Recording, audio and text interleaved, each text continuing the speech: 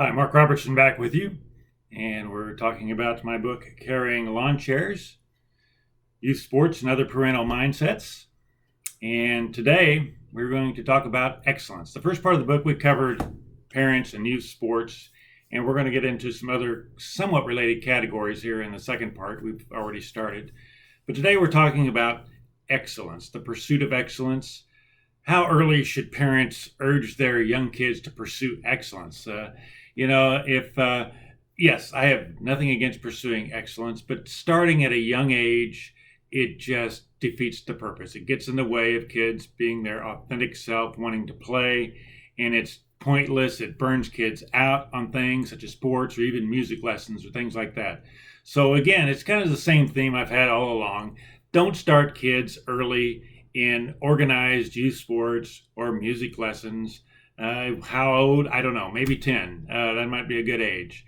And yes, it does take, if they're going to get involved in a musical instrument, it does take rigor and practice and things like that. But don't start them so young, 3, 4, 5. You'll wait till they're 10, 11, 12. There's no problem in waiting. And don't believe all the so-called experts who say, oh, you got to get your kids started at 4 or 5, so they got to come to my camp and learn how to play tennis or learn how to play golf or musical instruments or whatever. That's nonsense. It's a whole industry in itself, and it's unnecessary. Kids need authentic play. They need to be kids while they're kids. That's what they do. They don't need to be young adults. Parents don't need to be worried in kindergarten if their kid is going to go to Harvard or not, and doing various things to make sure that happens. It's crazy. It's all nonsense. But yes, pursuing excellence is fine. It's once they get older, and even when they do get older, yes, if they're going to be in school, it takes rigorous study to do well, and time and effort. I don't have a problem with that, even though not all are cut out for school. But I still think they should somehow keep that sense of awe and wonder that they have as a child. And when you get the child very young involved in so many things, pursuing excellence, it just gets in the way of them gaining awe and wonder of the world around them, and actually, in my opinion, harms child development. I mean, that's a fancy term, but the kids very young are not meant to pursue excellence. They don't need to be in T-ball at age 3, 4, 5. They don't need to be doing all this other stuff. And even if they were, it seems often that parents' goal is not for them to just have fun. It's for them to get the early start so they can get a head start, so they can be a good baseball player, so they can get a college scholarship, so they can be a major league player, whatever. It seems again that it's never about the present moment. It's never about children having a good childhood at the time and enjoying things. Parents will say it is, but in the back of their mind, it's always about the future. It's never about just enjoying the present with their child, or very rarely, I should say. And it seems all of us, we have some sort of outlet. We need an outlet for creativity. Kids do too. I have no problem with kids finger painting or drawing in color books. Matter of fact, that's a natural aim of themselves. They just eagerly want to color in color books or draw or finger paint or do other things that are creative, and or as many as even making mud pies, things like that. I mean, that's the things kids do. They naturally know what they want to do, and they naturally know how to play.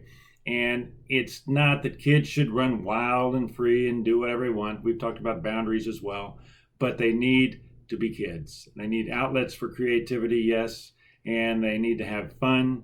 And pursuing excellence at a very young age does not pursue excellence, it defeats the purpose. It gets in the way of kids pursuing excellence down the road.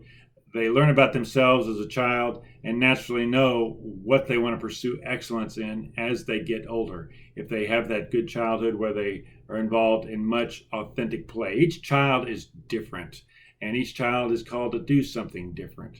And they learn about what they're called to do through authentic play as a younger child growing up, not in rigorous, organized activities from the age of 3 on. It's not good. It gets in the way of the child learning about who they are and what they really want to pursue later on down the road. Now, school, we'll talk about this later on, but pursuing excellence, even when they get to that point, an older child, 10, 12, 15, it's different. It's not all the same. Today, it seems the schools, now that maybe some changing, but they put people in certain categories, and you got to learn the same way, and it's rote, rigorous learning. And yes, many people do learn that way. Some of us are different. I was in school; it was very hard for me. I learned reading was tough. Everything was a challenge. Everything was a bit harder. I was always slower than the rest of them, and I didn't really know why. It's just reading was very hard. Later on, maybe in my 40s, I guess I was told I had dyslexia or whatever. But dyslexia is just a word, and it's not, in my opinion, a learning disability. It's just a different way of looking at the world. Kids learn differently. You see in pictures, dyslexics are able to see in pictures, learn. They have a different sense of the world. They can see things instantaneously, a big picture that others can't, where they're dealing in more of a linear world. And so it's not a disability, it's just a different way of looking at things. And schools and other educational outlets have to be able to understand that kids learn in different ways and pursue excellence in different ways. And that it's a world that we need all sorts of minds and all sorts of abilities. And so that's what it is. We're not all the same. We're all different. We're not machines. We're all born different. Look at families. Even in the same family, siblings are very different. They're born different, and they are throughout their lives. They're different, and so often the thing is to make people all the same and be line up in rows in school and classrooms and learn the same. And again, it's kind of a paradox here. I'm not saying that kids can't. You have to learn. You have to learn math. You have to learn reading and things like this. But people learn in different ways. And so I'm just saying pursuing excellence is a good thing. And there's nothing wrong with parents being proud of their kids, pursuing excellence at an older age, graduating from high school, graduating from college. It's all a proud time for them. And even in college, though, it seems that parents and kids, they got to go to college. Oh, what's good? Where is the money these days? What's a good job? What's a stable job? Rather than looking at themselves and saying, what am I good at? What are my abilities and talents? How should I pursue excellence?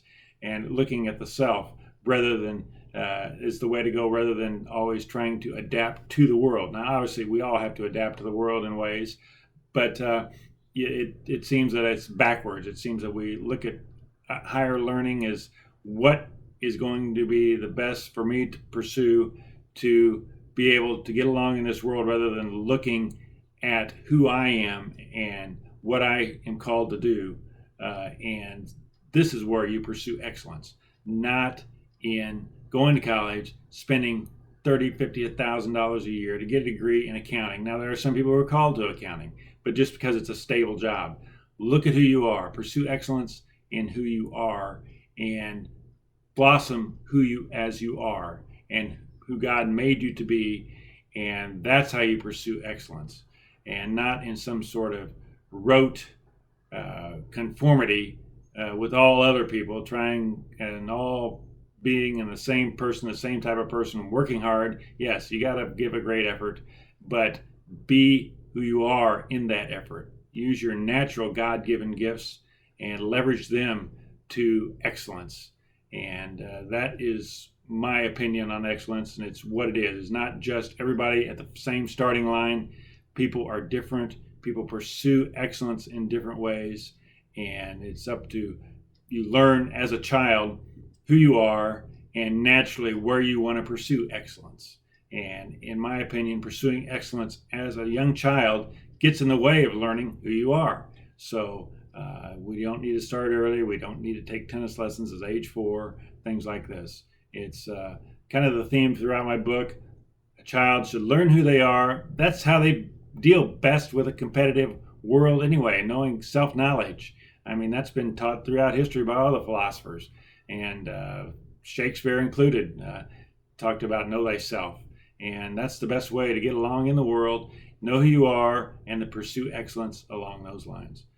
Thanks for watching, and we will see you next time. Take care.